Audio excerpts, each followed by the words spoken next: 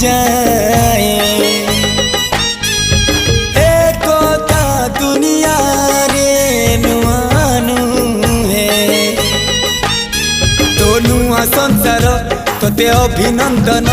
तो चल बाटरे झर फूल चंदन तो चल बाटरे झर फूल चंदन समयर चक्का भौरी घुरे घुरे फुले कांदनालो चढ़ीबु तू फूल सवारी धीरे धीरे फुले कांदनालो